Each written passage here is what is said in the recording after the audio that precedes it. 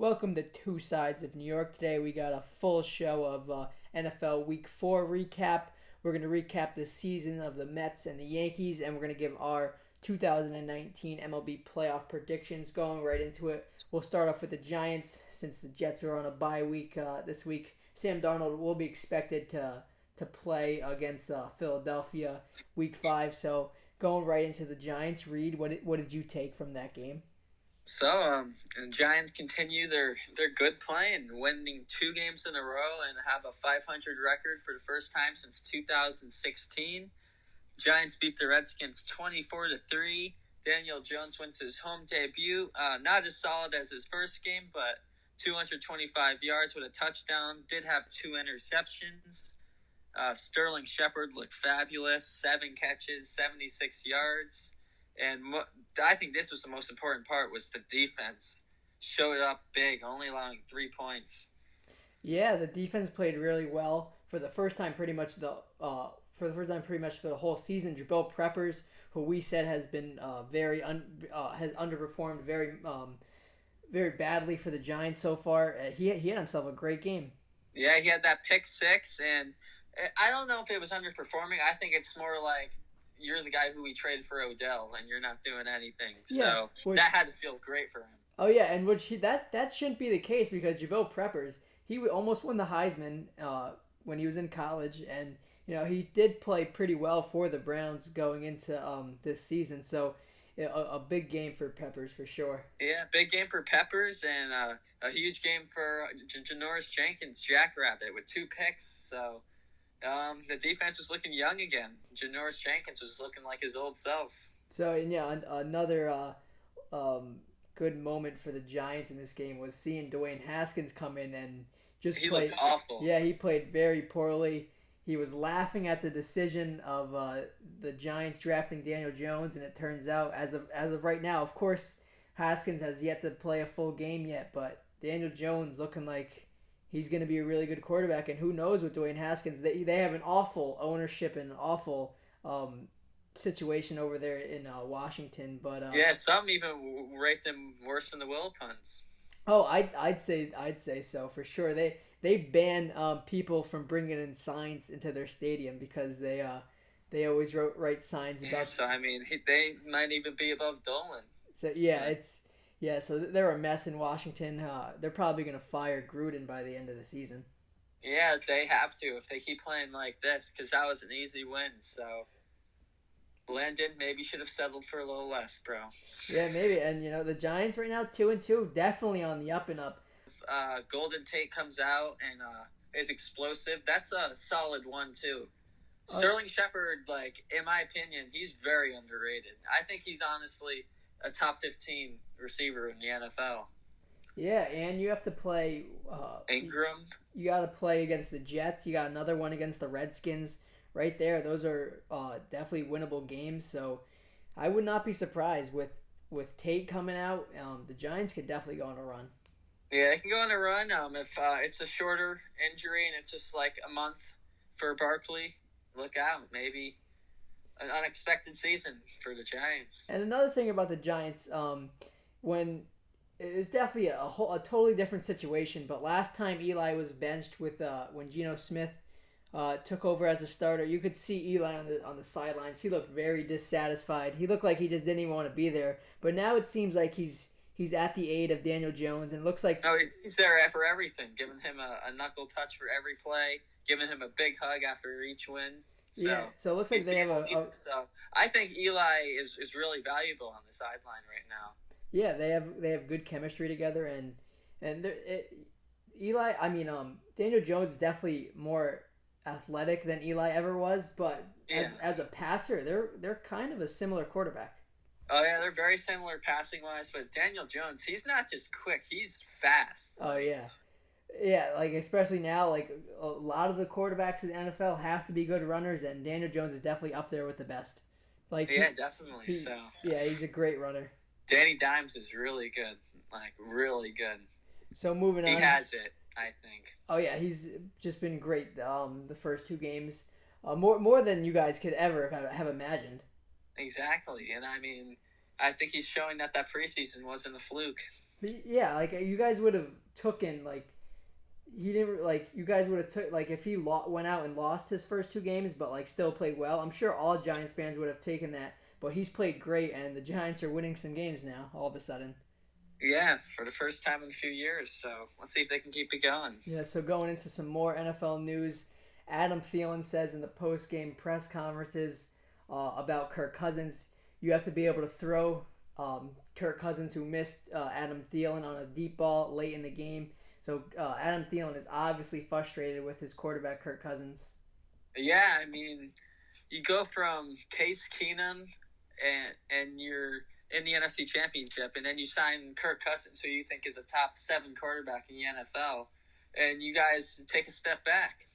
Yeah. Like, it's got to be frustrating for Thielen. Yeah, Adam Thielen, Stephon Diggs, Dalvin Cook has been one of the best running backs in the NFL. I've been watching Dalvin Cook since he was in college, so he's one of the best. Yeah, and the way like he's been able to fight off of his injuries and be this really good running back that he is right now.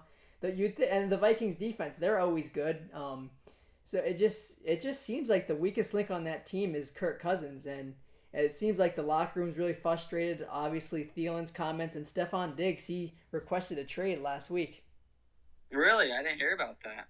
Yeah, so I mean, could be some turnover over there in Minnesota if they don't figure out this quarterback situation quick. Yeah, definitely, because it seems like they're getting frustrated. Yeah, like Kirk Cousins, like you said, they when they picked him up, they thought he was going to be a top quarterback in the NFL. Thought they were going to take him to the Super Bowl because of they gave him so much money. Yeah, and the Jets offered offered more than the Vikings did, and Kirk Cousins passed on that. So I'm very, very happy that Kirk Cousins. Yeah, because you used to be a big Kirk Cousins. Oh yeah, I love Kirk Cousins. I thought he was a really good quarterback. I thought for what he did in Washington, like they threw the ball so much, and you looked at his stats and you're like, wow, this guy's actually a good quarterback.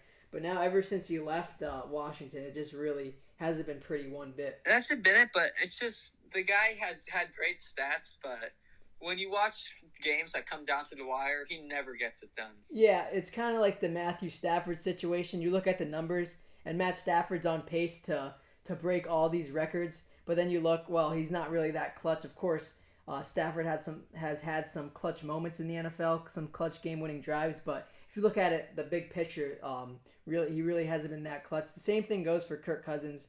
Yes, they will complete passes, but he's just proven that he can't win the big games yet. Yeah, I mean, and he's been playing for a while, so I don't know if he's ever going to be that quarterback. Yeah, and some more NFL quarterback news. Mitch Trubisky left the game with an injury, and he's doubtful for next week against the Lions. The Bears won that game, so they're now 2-1, they're now 3-1. But the Bears are going to be going with Chase Daniels as their starter. It looks like they're not going to. Their head coach said they're not going to go looking for somebody. So I think Mitch Trubisky is going to be back in a couple weeks, but I think Chase Daniels is going to be all right to hold the ship. Yeah, he's going to be all right. He's one of the more solid backups in the NFL. Yeah, I think he's been in the league for 9 years already. So if anyone's going to be backing up the Bears, I think they're going to have a good shot with Chase Daniels. Yeah, I think so too. I think the Bears will be all right. So yeah, going on into some more news. Vontaze Burfict has been banned for the rest of the season. Off of his hit against the Indianapolis Colts. And seeing the hit, do you feel like that warrants a full-year suspension? I mean, you want to say yes, but saying because of everything that Vontaze Burfict has done. But I mean, like, I don't know. The guy's like, he was all right. Like, yeah, the guy, he wasn't injured. He stayed in the game, but. You look at the hit, and you don't want anyone to be suspended, like for an entire year. Like I think, sure, fine him, suspend him 4 games, but for a whole year, I think that's a little excessive. But you look at Vontaze Burfict's track record, and he's like at least 2 times each year, he's making a dirty hit like that, and that's just been the story of his and I mean, career. Like look what he did to Antonio Brown. He turned him insane. Yeah, I mean that's definitely up for debate, but you definitely got a case going right there because You look at Antonio Brown after those 2 hits he suffered from Burfict, and he's just been kind of off the rails. Exactly. So, I mean, maybe it was the right thing. So yeah, maybe suspending him for the entire season was something to do that as an example. Like, listen, everybody who's playing, like, if you make a hit like this, we're gonna suspend you for the entire year. So hopefully, I mean, you don't want to see anybody injured or anything, but I think this was a little excessive by the NFL. Oh, definitely. I think they should have done like 4 games or something like that. Yeah, 4 games and a fine for sure, but they don't want people getting hit in the head anymore for sure. Yeah, well, which is good. So. Yeah. So moving on to this Pats versus Bills game, it was a really good game. The Bills stuck in there the entire game, but the Pats they're just a juggernaut. Josh Allen left the game with a head injury, and that really hurt them because they were driving with the ball in the red zone and they just couldn't get it in the end zone inside the goal line. The Patriots Gilmore intercepted the ball in the end zone, and the Patriots never looked back after that. Patriots won 16-10. So going into this Ravens-Browns game, the Browns won this game 40-25, and Baker Mayfield, he really played well for like the first time pretty much all season. Yeah, he balled out, maybe fueled a little bit by Rex Ryan, but he had a great game. Yeah, for sure. And the Ravens offense going into this week, they're the most high-scoring offense in the NFL. And in that first quarter, in the first half, the Browns defense really shut them down. So that's good to see if you're a Browns fan. Chiefs Lions, this was another really good game. Lions were up on top of them for the entire game. But as you know, Patrick Mahomes, there was never a doubt with Patrick Mahomes. No, there never really is. I mean, the guy's on pace to have back-to-back 5,000-yard, 50-touchdown seasons. Yeah, he's just so good. Did you see that play when he kind of got hit in the pocket? He escaped, then he looked back at the ref for the flag, and he just kept running. Yeah, he just has such great field awareness, and he's right now the best quarterback in the NFL, hands down, without question. Hands down, definitely. Yeah, and then Sunday Night Football, Cowboys versus Saints. This was a very slow-paced game. Only 1 touchdown scored.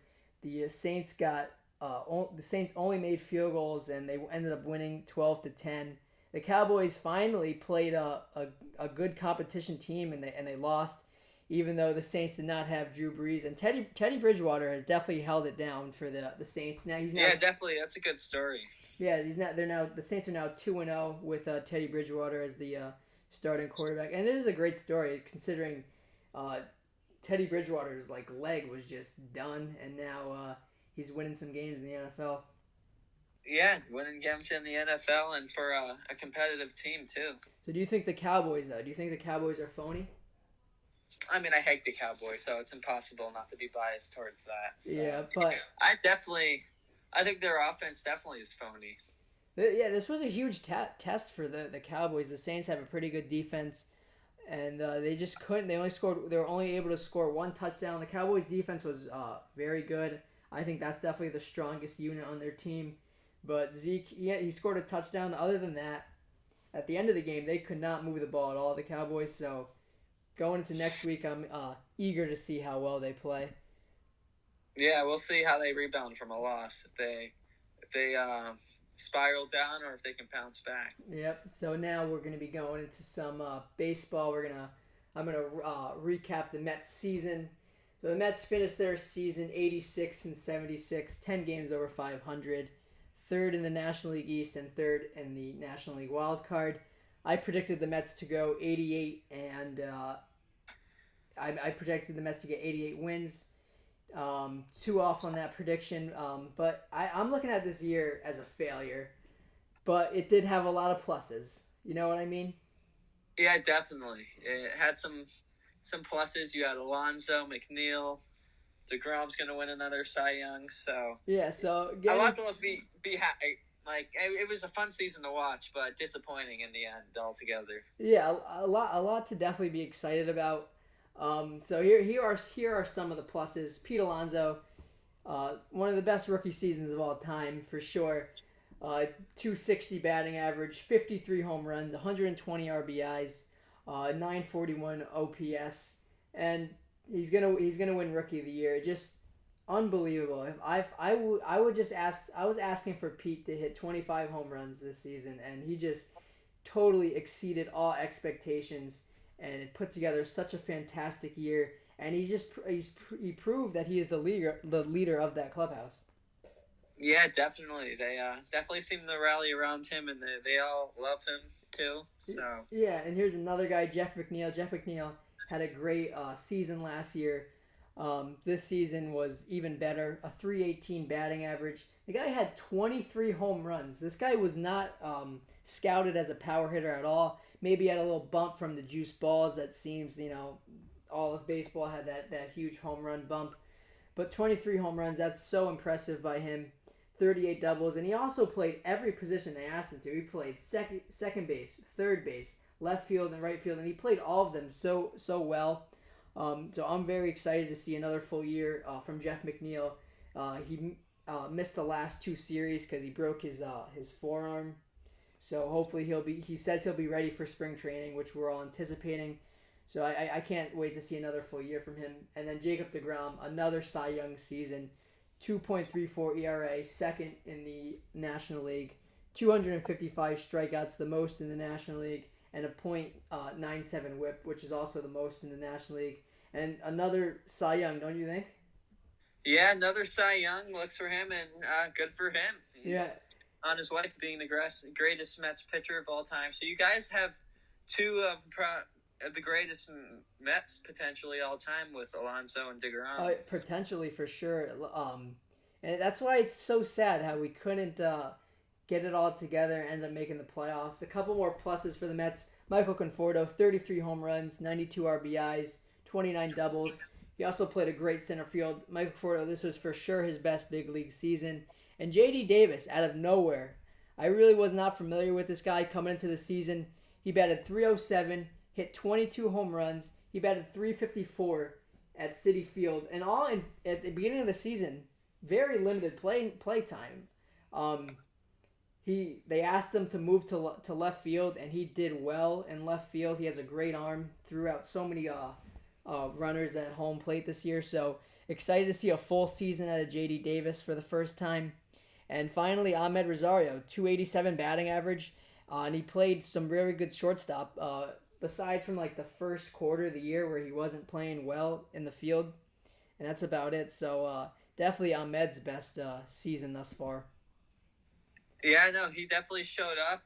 Had some big hits. I've noticed the power was definitely big for Ahmed this year. So he definitely took a step in the right direction. So Yeah, we'll for see sure. if he can take a step as an all-star next year. Yeah, I fully expect him to be that all-star, who we thought we were going to be getting.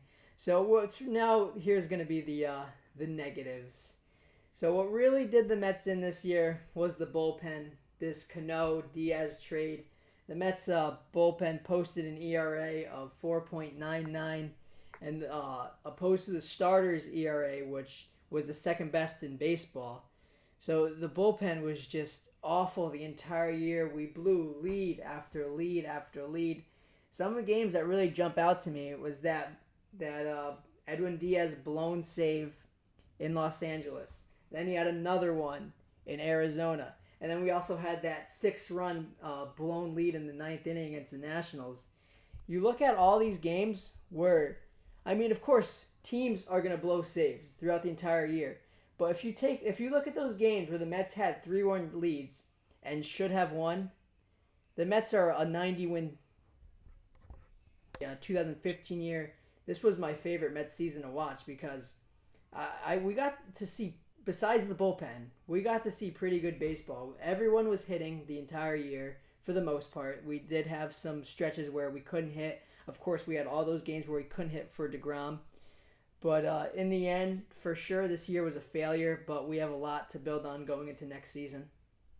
Yeah, you guys have a lot to build on, and obviously you just got to work on the bullpen. So Mickey Callaway, a lot of people are speculating that he will not return. Yeah, I'm surprised that they haven't announced it yet. Yeah, I feel like they're not, if they're going to do it, I don't think it'll be until like midwinter. But Why would they wait that long, I don't know. though? It's just the Mets, you know. But so Mickey, I don't think he's gonna return. There are some options, Joe Girardi, but it seems like he could be going to the Cubs. I would want to see Joe Girardi over Joe Madden for sure because as you know with the Yankees, just Joe Girardi, you're gonna get he's gonna get the best out of these guys. I feel like. Oh, he's going to get the best, and especially a young team, he's really good. Yeah, Uh, over the last few years, Joe Madden, he kind of has misused his bullpen a little bit. So I'm really excited to see what the Mets do for that spot. I just don't think Mickey Callaway is right for that spot. I mean, you can't blame a lot of things on him. Like the bullpen, like what do you expect him to do? Just keep running out these shitty bullpen arms. You really can't totally blame him for that. Didn't need to keep putting Diaz in. Yeah, yeah, you're right. It just became so repetitive. Like Diaz in, okay, gives up 5 runs. It's just that's not it's not the manager that you really want out there. Exactly. Like when Chapman was struggling, they took him right out of that. Yeah. So now a couple more question marks for the New York Mets is will Zach Wheeler return? I don't think he will. Zach Wheeler's asking for $100 million. Zach Wheeler had a strong second half, but I don't think he's worth $100 million. And I don't know if anyone's going to give it to him. We'll see. But there are a couple free agents who have been kind of pinned with the Mets, which I don't really know if that could happen because they are big ticket guys, Garrett Cole and Anthony Rendon. It's just really, especially now with this Cano contract that we have, it's going to be tough to get a big name free agent like one of those guys. Yeah, definitely. Getting that Cano contract, I think, eliminated either of those two coming there. Unless we can move Cespedes, which that's not going to happen either. I just can't see how we could get a big free agent. Yeah, you forgot about Cespedes too, so. Yeah, I just can't see how we could get a big free agent. So now going into Noah Syndergaard. Noah Syndergaard, he had an year. He had some very great moments, and he had a lot of low moments as well. The most controversial one was him and Ramos not really on the same page when Syndergaard was on the mound. Personality-wise, him and Ramos, it seemed like they got along fine. It just like they weren't on the same page when it came to pitching. I think Noah was being a little dramatic in that situation, though. What do you think? Yeah, I think he's dramatic about a lot of things, but in that situation, I mean, come on, you just play ball. It doesn't matter who it is. I want Noah Syndergaard to be on this team because when he's good, he's definitely one of the best 2 to 3 man in the rotation for sure. But he's gotta realize that he's not Thor. He's got to be Noah Syndergaard, and Noah Syndergaard is a damn good pitcher himself, so he really doesn't need that shit.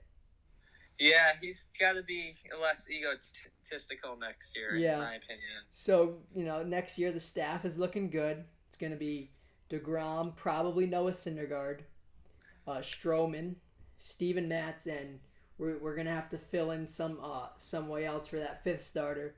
But also, looking at the potential lineup, if we didn't make any moves, this is how it would look right now.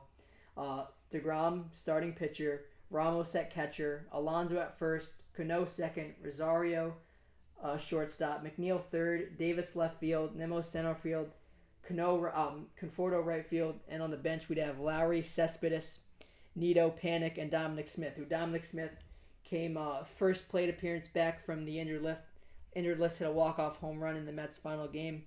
So as of right now, if nothing gets done, I would hope to see, the Mets make one move because I think we're a couple bullpen moves and one lineup move away from being a playoff team. So I feel confident with those guys right now. Yeah, no, definitely. If the bullpen shows up, they definitely can make at least a wild card run next year. So yeah, it's too early to tell right now. The off season hasn't even started yet, but the Mets do have work to do. But I'm very excited for the 2020 season. Yeah, as you should be. So, yep. Moving on to the Yankees 2019 season, and I think by far it was a success. I think I might have hit this right on the head. I don't know if I said 105 or 103 wins, but the Yankees finished 103-59, best record since 2009, and I mean, it's incredible how they did that, as they broke the MLB record for most players on an injured list. Yeah, and they broke their franchise home run record, and they broke it without their two big boppers in the lineup every day as well. Exactly. They only had, I think, 7 games all season where Judge, Sanchez, and Stanton were in the lineup at the same Oh, time. and So, that's incredible. yep. So Gary Sanchez bounces back with a solid season. He could still be your AL comeback player of the year with 34 home runs. He breaks his own record for most home runs by a Yankee catcher. So he bounced back and had a fabulous season defensively, in my opinion, as he usually was in the top 3 in passed balls, and he wasn't even in the top 15 this year.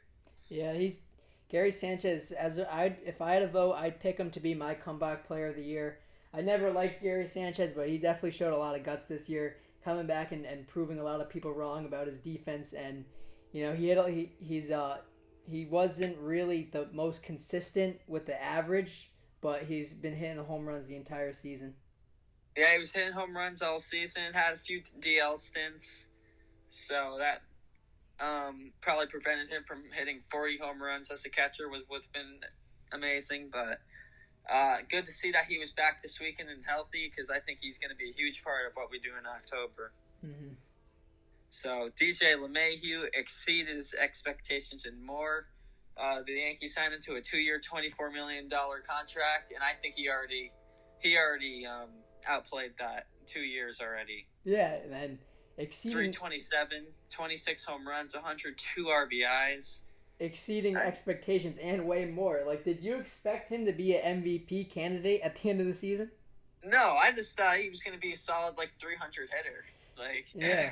That's what I just found. I was like, oh, let's just get a guy who can hit 300, Yeah. and he did that, and plus that, Maybe 26 bombs. Yeah, and the question was because he had a great season last year with the Rockies, but the question always is he going to be able to keep it up coming out of Coors? And he definitely proved a lot of people wrong, including myself. Yeah, and he was better. Oh yeah, for sure, way better. His best year as a big leaguer, for sure. Yeah, his best year as a big leaguer as far. Gleyber Torres just turned himself into a superstar this season, and he's only 22, so he isn't even close to peaking. 278, 38 home runs, and 90 RBIs, so I think Gleyber Torres is definitely a future MVP. And he definitely he's now the owner of the Baltimore Orioles as well, Gleyber Torres. He definitely is. Him and Gary both, I think they hit a combined 30 home runs against the Orioles this year. Torres, I think 14. No, I think he might have hit 15. Did the Orioles even have a player that had 30 home runs on the entire season? I think Mancini had 35. Maybe? Yeah, Mancini had They actually, one of their hitters was in the top 5 in average. They actually had a couple solid hitters. Yeah, but still a very sad year for the Baltimore Orioles. Yep, another one, but not as sad as the Tigers, at least. Yeah. But the most important, or the biggest part of this season was just the next man up mentality. You got Stanton, Andujar, Severino, Betances, Judge, Gary at one point. All these guys go down, and you just the next man up. I mean, you had Domingo Germán when he was here. Did absolutely great. You had Gio Urshela, who came over from out of nowhere, where the Yankees, I think they paid $50K for him. That's what they sent to the Blue Jays. So he had an incredible season. Was really close to qualifying for a top 5 spot in batting title. He had a great season. Cameron Maybin, Mike Tauchman, Mike Ford, Tommy Canley, just guys you wouldn't expect to do that, and they're performing just as well as the superstars. Yeah, for sure. And when you said your list of players, you said Gary Sanchez, DJ LeMahieu, Gleyber Torres, and not Aaron Judge. And the Yankees still get 103 wins with Aaron Judge pretty much not being a huge factor the entire season. Yeah, the entire season he was not a huge factor. He really just started coming and playing towards the end of August. He just got hot, and he's been hot since then. Yeah, that's not a knock on Judge, but it's just to see like how well they were able to play while he was on the shelf. Yeah, I mean, Judge would miss another 2 months and still hit 27 home runs. So um, hopefully, he keeps that oblique healthy, and I see another full season in Judge because I think he definitely can get back to that 45, 50 home runs. Mm-hmm. But even nonetheless, even with the injuries, I still say this was another great season for Judge. Yeah, for the amount that he played, he played well. He played, I think, 110 games. Yeah, he played well the entire time he was out there for sure. Yeah, I mean, he didn't look like himself when for a little while, but then when it seemed when they got to L.A., that's when he came alive again. Yeah, and that's But that's the right time of the season to get hot going into the yeah, playoffs. So, but even like when he wasn't playing well, like right when he got called up, it seemed like the Yankees were close to unbeatable, or they were just so consistent. Like Judge, just the way he leads that locker room is just incredible.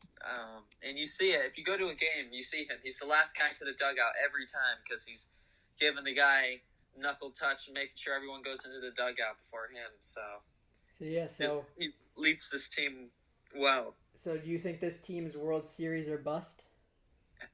This has to be World Series or bust, even with all the injuries, what they fought through. Nothing's going to feel good unless it's a World Series championship this year, which I think they can do it. So, and all these guys picked the right time to get healthy because you guys are pretty much at full force. Yeah, we're pretty much at full force. This minus Betances, Hicks, but besides that, and Duhar. But that's why we had. But Urshela is the replacement. Mm-hmm.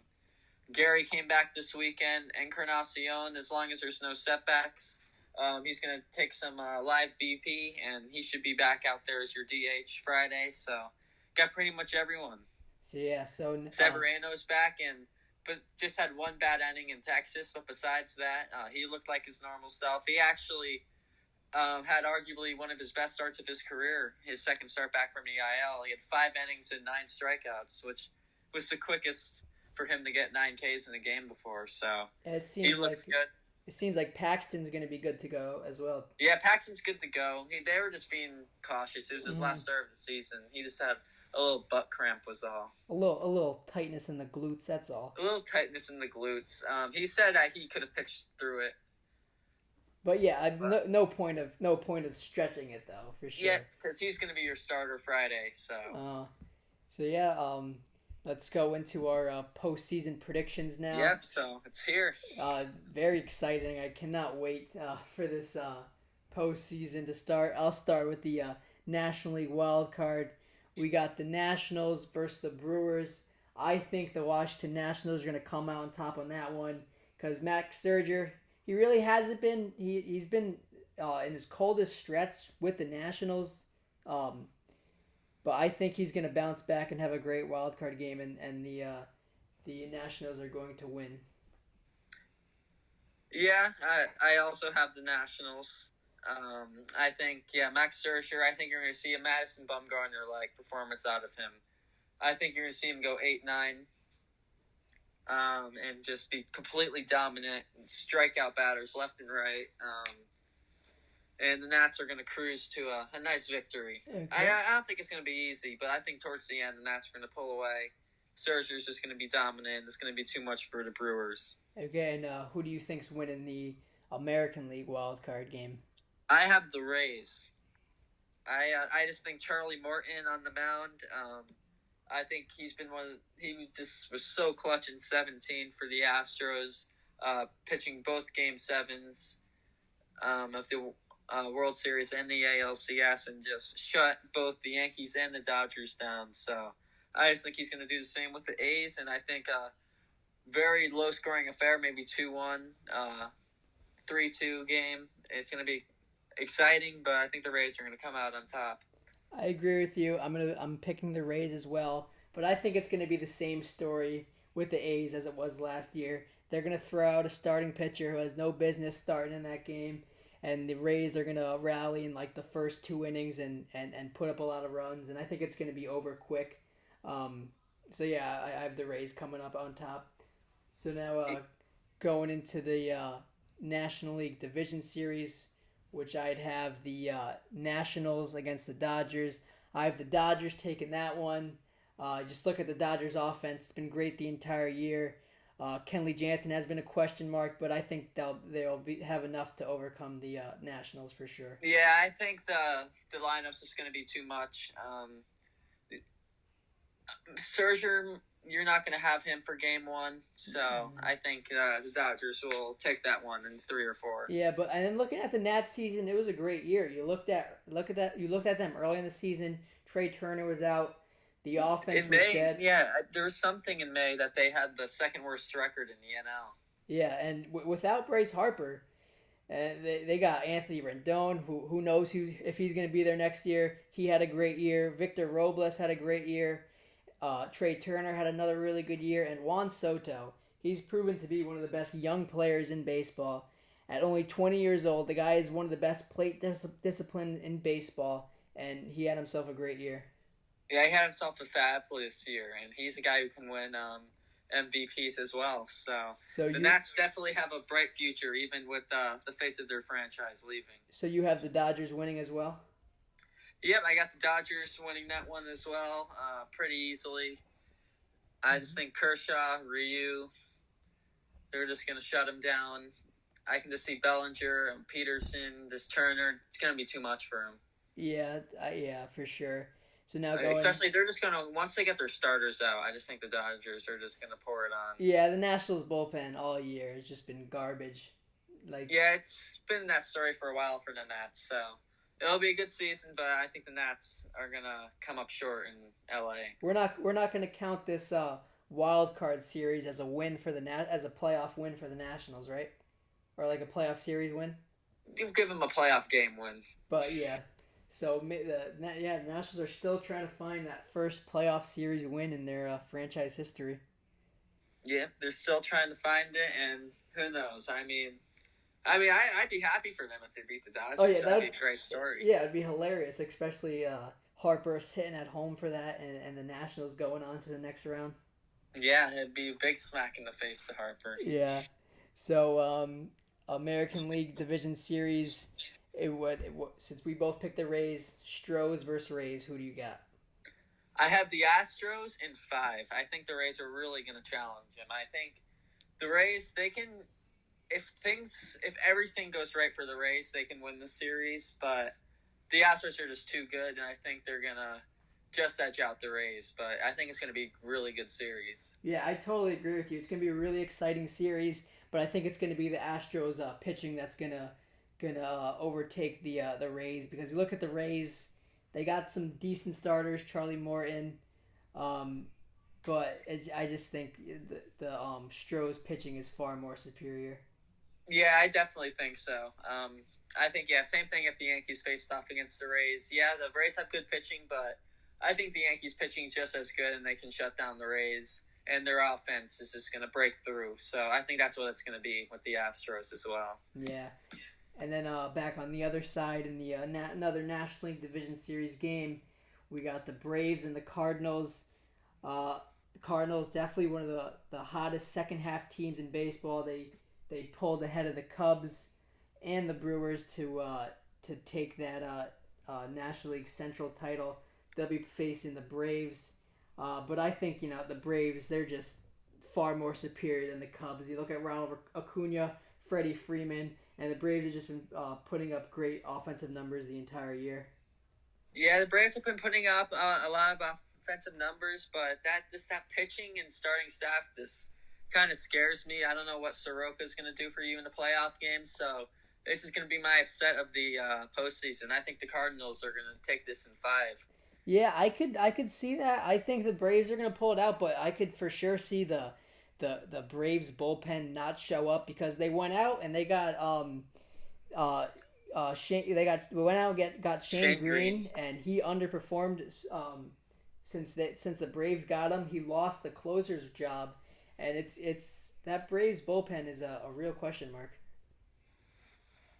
Yeah, big question mark. Along with their starting staff, I mean, Soroka's been great, but you just don't know what the playoffs are going to bring for him. Yeah, especially for those young guys. You never know how they're going to perform in their playoff appearances. So this one, the going back to the American League Division series, Yankees versus Twins, and I think we both agree on this one. Yeah, I mean, the Twins have a great offense, but I just think the Yankees are just going to smoke them at the stadium. Yeah. And I can see the Yankees taking this one in 3 or 4. Yeah, just, the Twins have to say.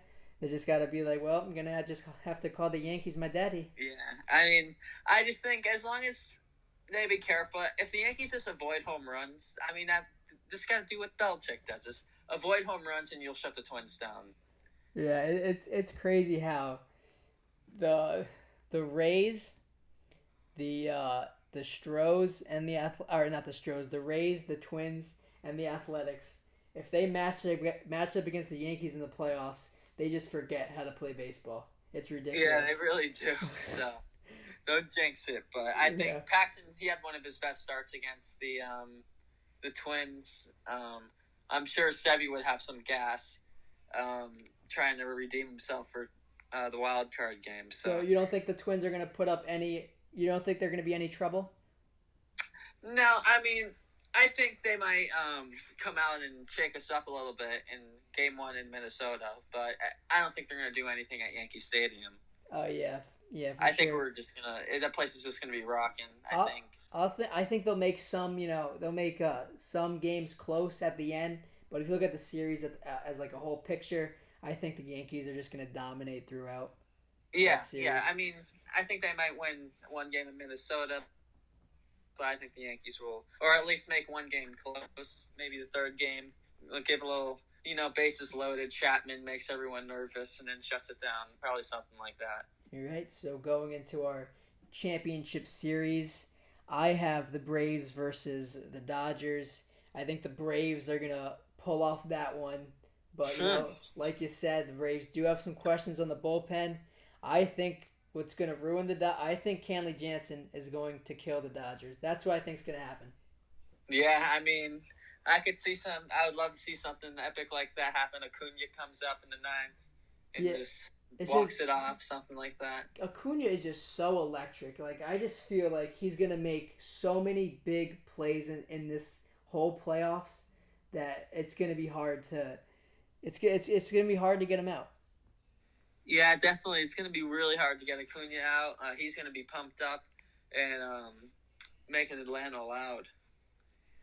So what's your National League Championship Series? I have the Dodgers beating the Cardinals pretty easily. I just think Jansen, they're not gonna need him. I think the Cardinals just squeaking out against the Braves. It's unfortunately going to be an unfair match, and the Dodgers are going to cruise to their 3rd straight World Series loss. Yeah, I could definitely see the Cardinals knocking off the Braves, but if the Cardinals were to play the Dodgers, I think the Dodgers would take care of them pretty easily. Yeah, I think definitely would smoke them. And so now for the American League Championship Series, we both have the Yankees versus the Stros. I think the Stros are going to come up just 7 games, come out on top, and it's going to be an offensive slugfest. But the final game, Game 7, Justin Verlander is gonna hurl a gem. What do you think? I think the opposite. I say we take him in 6 games, and the Yankees. I think one of the games they get 7 runs off JV and knock him out by the second inning. 7 runs off of JV? Yep. I think the Yankees do something that I have never seen in my lifetime. We get to Justin Verlander, and someone's going to hit a grand slam. Oh, yeah. Judge, some Didi's, and when that happens, you're going to be like, there's no turning back. These guys are unbeatable, so I got them taking it away in Houston. An epic Game 6, but this time George Springer doesn't come down with the catch and the Yankees rally. And I got us going in, and I have us taking it in 5 against LA. Okay, yeah. If there's a team to knock off to knock off Justin Verlander like that, it's definitely the Yankees with that high-powered offense. But I just feel like that I have the Astros winning the World Series against the Braves. But I just think this Stroh's starting rotation is one of the best in baseball, and I think they're all gonna show up for the postseason. But it's who knows? Like they gotta play these games, and who knows what's gonna happen. And who knows? I mean, oh, but dude, if the Rays, I'm gonna be the biggest Rays fan now because. Oh yeah, if the Rays find a way to pull off a win against the Astros, that would be incredible. That'd be incredible. I'm rooting for the Rays as well. I really want to go. I'm here in Florida. I really want to go to that wild card game. You know, the Rays, they really always have attendance issues, but I feel like their fans are going to be out for this wild card game, and it's going to be it's in game. Oakland. Oh, it's in Oakland. Yeah. Well, hopefully they win and go out, and they come back to. Yeah, that's just my Tampa. only concern with the Rays. That place, that's worse than Tropicana, in my opinion. Oakland. Yeah. Yeah, it's are the A's gonna get that new park they've been talking about, or no confirmation yet. Yeah, they got the in the works. You yeah, know? the Oakland Raiders are moving out, so who knows what the A's are gonna do. Yep. So we'll see what happens, but yeah, I definitely have the. I think we got it. I think if things go right, as long as if our 1-2-3 pitches well, I think we can match up against anybody. Yeah, and I really would love to see the Yankees go on as far as they can for the sake of this show, so we could keep putting out new episodes after each game or whatever. So I'm excited to see what happens. Yeah, I'm gonna save up, and if ALCS happens, I'm gonna try to get to a game. Oh yeah, that would be so cool. That'd be cool. Just go into poncho because beer. Oh yeah, flying everywhere. If you're a fan of the opposing teams, you gotta watch. Look out! Remember that guy, that A's fan last year that got showered? Yeah, dude, that was so funny. You can just laugh about it because they were chill. They like had them. Oh yeah, those Yankees fans after they were when they all got together, everyone was cool with it. There was no hard feelings. Yeah, so I mean, we definitely got some idiots. Like I cannot get over the people who are like, I don't want Stanton on this team. I'm like, dude, you don't want an MVP on your team. I don't get it. Yeah, but I mean, the Yankees going into the playoffs to cut this roster down, it's gonna be tough. There's gonna be a few guys that are gonna miss the cut. Yeah, I mean, dude, like Mike Ford could knock Luke Voit off the roster. Yeah, and yeah, be interesting. It's just CC gets on. Do you think Clint is gonna be on the roster? I do not. No. Yeah. I think Tyler Wade beats him. Really? Well, yeah, because he's got the pinch. If you need a pinch runner for sure. Well, Clint's fast. This Tyler Wade is playing the first good baseball of his career. Yeah, he's been great. And he's really a player who can develop into a player like Jeff McNeil. Oh yeah, I compared Wade to Trey Turner. I could see a Trey Turner in. Yeah, like Wade, he's the fastest player on the Yankees. He's got like 40 stolen base. I mean, he's kind of like a little short Yelich, just like with no power. Yeah. Although he hit a bomb into the second deck last week. Before we close this show, what is your final pep talk for the New York Yankees? All right, so you guys got knocked off in 17 in Houston. You guys got knocked off in your home stadium against the Red Sox last year. You had the most injuries. Everyone thought we were done after the first series, losing Stanton, having Severino go down, and look at us. We got 103 wins. We got division series against the team that we beat in the first round. I mean, I just think this team defies the odds, and that's why I think they're going to get the Justin Verlander. I think someone like Gio, he's going to avoid the big boys, and he's going to serve one up to Gio, Didi, and it's going to happen. I mean, it's been 10 years, and it's time to start the new dynasty because this Yankee team on the field right now will win 2 to 4 World Series in the next 12 years. So damn, Reed, you got me tearing up, and I hate the Yankees. I know, dude. I mean, it's been Well, these injuries, dude. You have Aaron Judge, man. After he breaks his wrist last year. He's gonna have his MVP season, and it doesn't happen. I mean, you have your ace. He doesn't pitch until the mid September, and then you got your ace for that season gets suspended for the season due to domestic violence. And I think Sevy's gonna step up and be that first half pitcher he's been the last 2 years. So.